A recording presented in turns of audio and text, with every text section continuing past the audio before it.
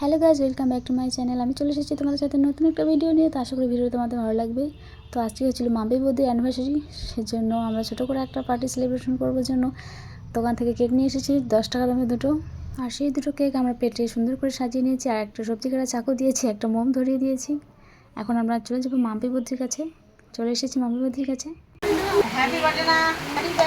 Happy anniversary বৌদি।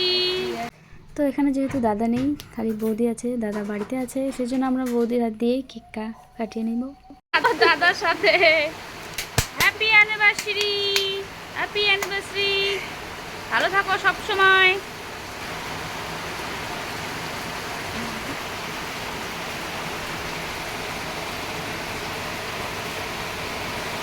আর যেটা আমি নিচ্ছি আমি খাওয়াই দেবো, নাও।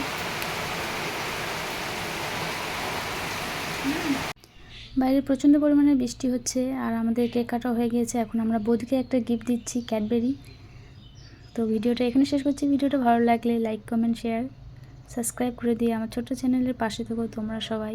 দেখা হচ্ছে পরবর্তী ভিডিওতে।